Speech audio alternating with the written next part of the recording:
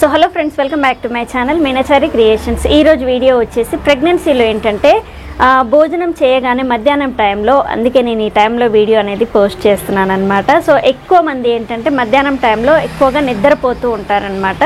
So అది food తీసుకోగానే వెంటనే నిద్ర అనేది పడుతూ ఉంటుంది. అంటే ఫుడ్ మధ్యాహ్నం టైం తీసుకునే భోజనంలో మనం ఎక్కువగా పెరుగు ఇలాంటిది అండ్ దాని తర్వాత పొద్దున్నే లైట్గా తీసుకుంటాం. మధ్యాహ్నం టైంకి కొంచెం హెవీగా ఫుడ్ అయిపోయేసరికి మనకి తొందరగా నిద్ర అనేది వస్తూ ఉంటుంది అనమాట. సో ఇలా మధ్యాహ్నం టైం పడుకునే వాళ్ళు ఏంటంటే డైజెషన్ ప్రాబ్లం అనేది ఎక్కువగా, అంటే ఫుడ్ తీసుకున్న వెంటనే నిద్రపోయే వాళ్ళకి ప్రాబ్లం అనేది ఎక్కువగా ఉంటుందన్నమాట. సో కొంతమందికి బ్రీతింగ్ ప్రాబ్లం కూడా వస్తుంది. ఇలా మధ్యాహ్నం టైంలో అన్నం తినగానే పడుకునే వాళ్ళకి ఆయాసం అనేది అవుతూ ఉంటుంది. ఆయాసం అయ్యి ఊపిరి అనేది కూడా సరిగా అందదు. అండ్ దాని తర్వాత డైజెషన్ ప్రాబ్లం, అంటే పుల్లటి తేన్పులు రావడం, తీసుకున్న ఫుడ్ అనేది అరగక మధ్యాహ్నం పడుకుంటే నైట్ టైము వాళ్ళకి వామిటింగ్ అనేది ఎక్కువ అవుతూ ఉంటుంది అనమాట. కొంతమందికి వేవిళ్ళు ఎక్కువగా ఉంటాయి కదా, వామిటింగ్స్ అనేవి ఎక్కువగా ఉంటాయి కదా, వాళ్ళు మధ్యాహ్నం టైంలో అన్నం తినగానే పడుకుంటే మాత్రం నిద్ర లేవగానే ఒకసారి తీసుకున్న ఫుడ్ మొత్తం కూడా వామిటింగ్ అయిపోతూ ఉంటుంది.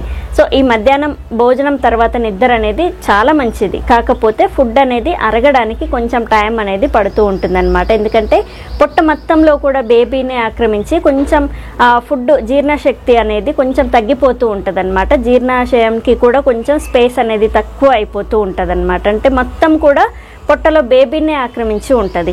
సో ఫుడ్ తీసుకున్న ఫుడ్ లైట్గా అప్పుడప్పుడు తీసుకుంటూ ఉంటేనే ఎక్కువగా అరుగుతూ ఉంటుంది మనకి. మీరు తిన్న వెంటనే నిద్రపోకుండా నీరు కూడా తిన్న వెంటనే తాగొద్దు. ఒక హాఫ్ అన్ అవర్ అలా గ్యాప్ ఇచ్చి వాటర్ అనేది తాగండి. అండ్ నిద్రకి భోజనం తర్వాత నిద్రపోవడానికి కూడా ఒక మినిమం ఒక 1 అవర్ లేదా half an hour minimum gap అనేది ఉంచుకోండి.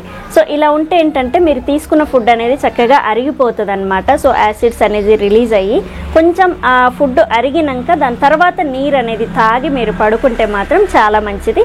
సో అరుగుదల ప్రాబ్లం అనేది రాకుండా ఉంటుంది. మధ్యాహ్నం టైం నిద్ర అనేది కూడా చాలా మంచిది.